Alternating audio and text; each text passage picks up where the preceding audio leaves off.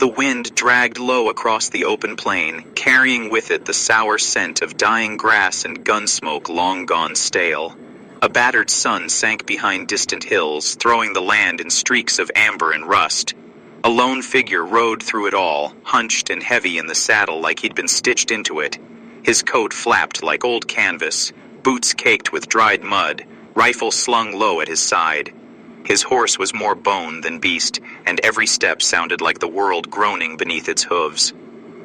The cowboy didn't have a name anyone still used. Folks in the last town called him Stranger. Some said he was a bounty hunter. Others thought he was an outlaw gone clean. Truth was, he had once been a husband, and longer ago still a father. But the war, and then the fire, and then the silence that came after, that had carved the man hollow. He didn't ride toward anything, just away. He crested the ridge leading into a dying settlement called Barrow's Rest.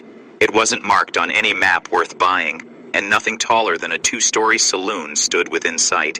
A general store, a rust-bitten chapel, and a jail that hadn't seen a lock in years made up the rest. The place smelled like wood smoke and regret.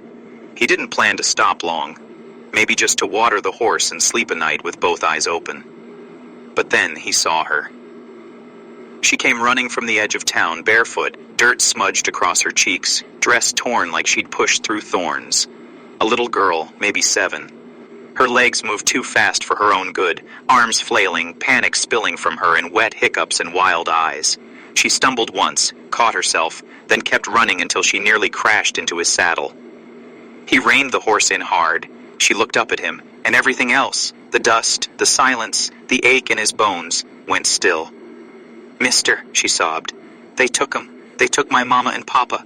The cowboy blinked. Her voice was broken and raw, like she hadn't spoken for days, or had been screaming for hours. "Please," she said again, voice trembling. "They got guns, 4 of them. They dragged my folks into the woods, said they'd come back for me later." She clutched a filthy stuffed rabbit in one hand. Her knees shook. He saw blood on her ankle, shallow and dried. Her other hand reached out toward him, fingers open not in threat, but in need.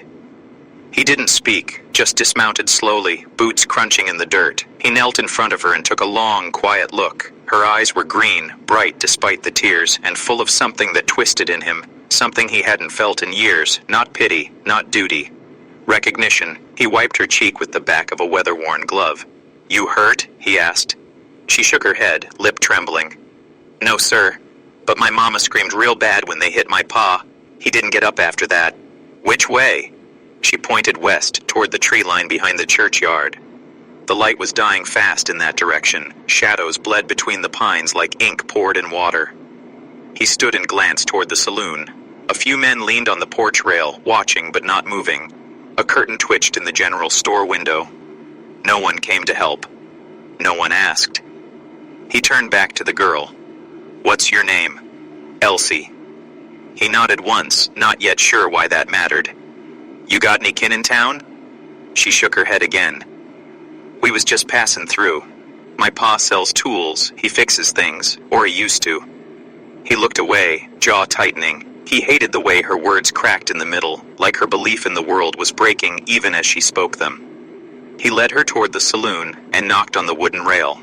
A man with a tin badge hanging crookedly from his vest stepped forward. He looked like he hadn't ridden more than a mile in months. "Kid says her folks were taken. 4 men, armed." The sheriff rubbed his jaw, eyes already glazing over with disinterest.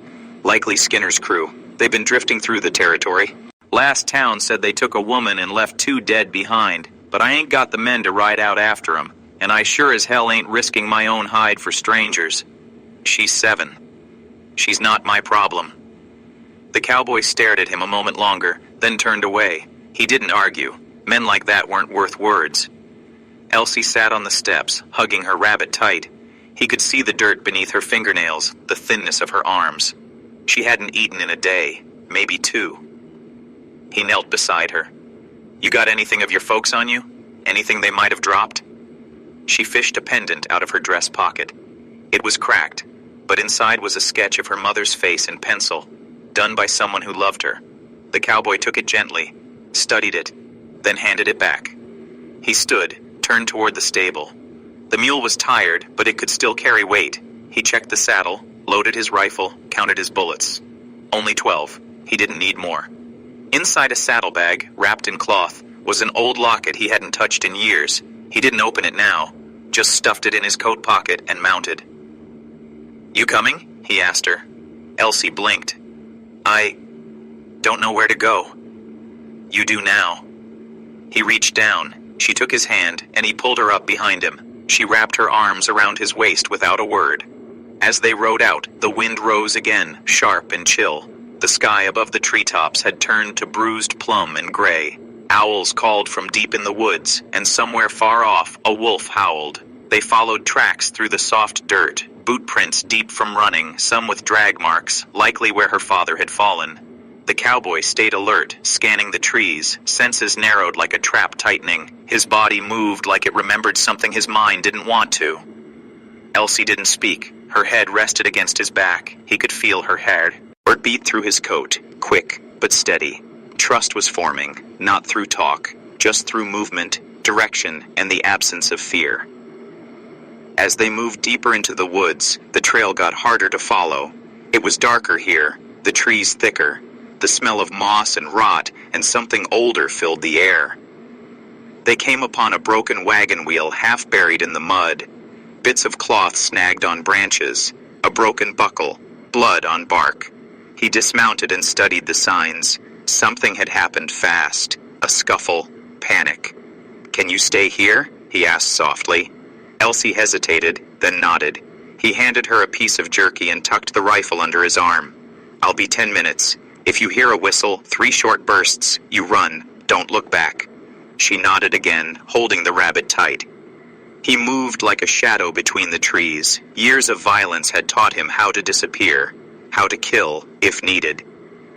He found nothing yet, but the silence was wrong. It was too complete. No birds, no crackling branches, just wind. When he returned, Elsie was asleep, curled against a tree trunk, mouth open slightly. He watched her for a long while, unsure what startled him more, how easily she'd trusted him, or how badly he wanted to be worth that trust. He built a fire small enough not to show smoke. She stirred as he placed his coat over her. "I had a dream," she mumbled. "Yeah? You were there." He didn't answer.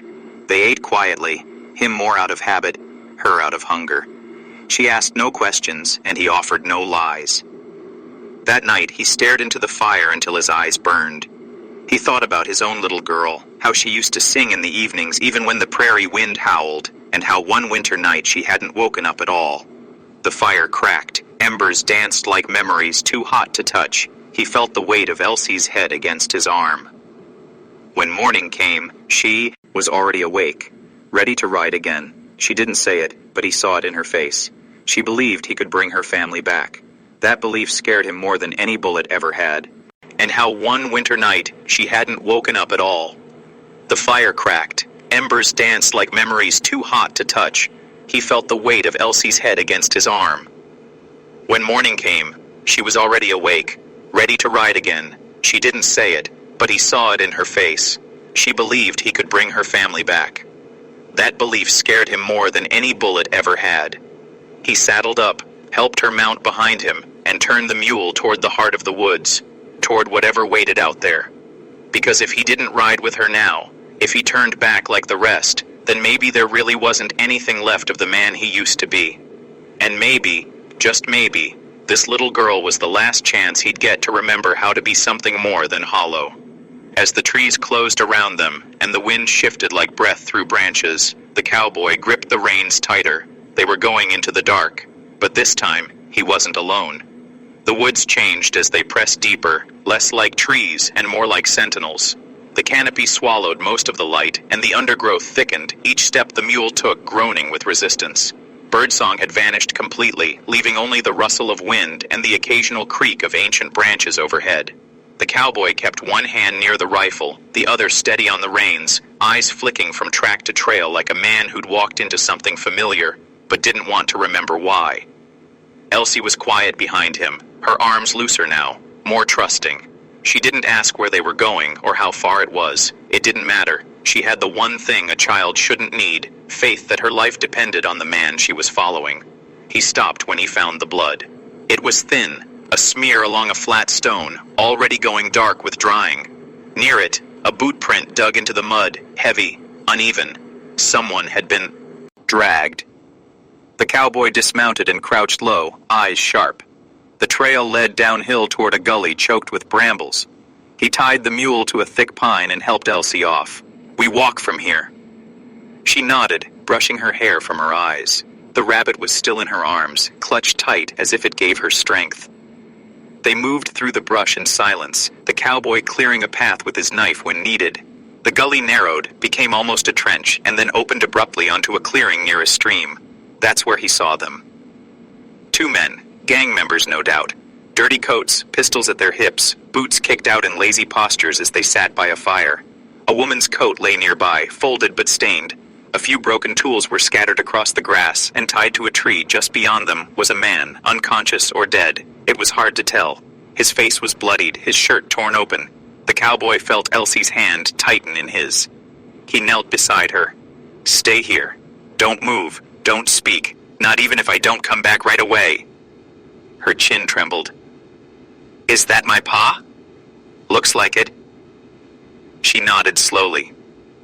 He studied the angle of the camp, the distance between the men. One was cleaning his nails with a knife. The other was leaning back, chewing tobacco and watching the stream flow. Both relaxed, too relaxed. They thought they were alone. He circled left, keeping low behind logs and outcroppings. His breath slowed, his steps became weightless. Years ago, this was who he had been, before a family softened the edge, before the edge cut back. From a fallen stump, he took aim. His rifle clicked softly as he readied it. One shot, one kill. He fired. The man chewing tobacco dropped without a sound, crumpling sideways like wet cloth. The other lunged for his weapon, but only got halfway there before the cowboy was on him, tackling him to the ground, one knee driving into his chest, knife to the throat. "Where's the rest of your crew?" he hissed. The man spit blood and snarled. "Close enough, you'll be dead by sundown. Then you best talk quick." The blade pressed harder. The man's sneer faded. "They took the woman downriver, said she was worth more than coin. He's bait." He nodded toward the tied-up man. "Meant to draw more out." The cowboy didn't say another word, just pressed the blade in and let the man fade into silence. He moved quickly, cutting the husband's bonds. The man groaned, his face swollen, lips split. "Elsie," he gasped. "Is she's safe?" The name seemed to give him enough strength to stand. The cowboy helped him toward the stream and signaled for Elsie. She burst from the brambles and ran to her father, burying herself in his torn shirt, sobbing. "I know, baby, I know." His voice was gravel, but the love in it was whole. The cowboy stood watch. His hands still shook, not from the kill, but from the ache rising in his chest, watching what he'd once had, what he'd lost, now playing out in front of him like an echo he couldn't catch. They made camp upriver, far from the clearing. The father slept in fits, muttering through bruised teeth. Elsie stayed beside him, head on his chest, rabbit tucked between them. The cowboy didn't sleep. He sat by the fire, rifle in his lap, staring into the flames. That's when he heard the twig snap. He stood without sound, rifle raised. From the shadow stepped a tall figure, cloaked in furs, bow slung over one shoulder, long braids falling over weathered shoulders. A native man, perhaps in his 50s, face drawn with lines carved by time and hard miles. The two men stared at each other, measuring. "I saw smoke," the man said in thick but clear English. "Didn't think a white man would be fool enough to camp this deep." "I'm tracking men," the cowboy replied. "So am I." "Skinner's crew?" The man nodded. "Then we're on the same hunt." The native man studied him, then Elsie and her father. "You protect them?" "I try." The man came closer, silent as shadow. He crouched by the fire, pulled a strip of dried meat from his pouch and chewed it slowly. "I've seen what they do to families. Your hunt's just begun. I figured. I can guide you, if you trust me." The cowboy hesitated. He'd fought too many battles to put his faith in anyone without proof. But something about this man, the steadiness in his voice, the way he moved like part of the land, calmed the unease in his gut. "What's your name?" the cowboy asked. The man didn't answer, just handed over a carved piece of antler, shaped into a small bird, delicate and precise. "I am who I need to be," he said. And somehow, that was enough. The next morning, they buried the two men from the clearing. Elsie watched from the trees. Her father was too weak to travel far, but he insisted she go with the cowboy. "Bring your mama back," he told her, "and stay close to him." "I will." They set out along the river, the native guide leading, reading signs the cowboy couldn't see, scratches on bark, disturbed leaves, tracks softened by dew. It was like watching someone translate the earth itself. They didn't speak much, but over time, trust wove between them like thread pulled tight. The girl walked between them, sometimes holding the cowboy's coat, sometimes gazing at the pendant her father gave her. She was changing, learning to listen, to move quieter, to feel the land instead of fearing it. One night they reached a ridge and looked down upon a second camp. 4 men this time, one of them Skinner. The cowboy knew him from his past, tall, mean-eyed, with a brand scar down one cheek. A man who liked hurting people more than stealing from them. In the center of the camp was a woman, hands bound, lip bleeding but standing strong. Elsie gasped, "Mama?" The cowboy held her gently. "We'll get her." The guide pointed. "Too many to rush, but the cows are ours." They waited for night. When it came, the guide moved first, arrow notched, breath slow. He took the first man silently, throat pierced with precision. The cowboy moved next, a blade in one hand, pistol in the other. The second man died before he even turned around, but Skinner was ready. Gunfire exploded into the night. The cowboy ducked, rolled, fired twice, missed once, hit the third outlaw in the chest. Skinner grabbed the woman, knife to her throat. "You never should have come back here," he growled. The cowboy stepped forward, gun lowered. "Let her go." "Or what? I'll make you bleed slower than the fire did." Recognition flashed in Skinner's eyes. "I know you now. Cold Creek. You're the one they said buried his kid with his own hands. Guess the devil spared you so you could watch it all burn twice." The cowboy's grip tightened, but before he could move, Elsie did. She slipped through the shadows, grabbed a rock, and threw it. It hit Skinner square in the temple. He turned, just enough for the guide's arrow to strike. The woman dropped to the ground, free. The cowboy rushed in, pulled her to safety. Skinner stumbled, screamed, blood pouring from his throat. He didn't die quietly. When it was over, the silence came back. But this time, it wasn't empty. It was full of breathing, of heartbeats, of life reclaimed. They reunited under the stars. Elsie held her mother like she'd never let go. The woman whispered thanks to the cowboy, tears streaming. He nodded, unable to speak. His voice had left him somewhere between the fire and the fight. The guide lit a small flame and placed tobacco on the wind, a blessing in his language, ancient and low. Later, they sat together, the 3 of them, the girl between the cowboy and the guide, her rabbit resting in her lap, its ear stitched anew with a scrap of her mother's dress. "I dreamed about this," she said quietly. "About being whole again." The cowboy didn't look at her, but his hand found hers. "You gave me back my mama," she said. He smiled, faint and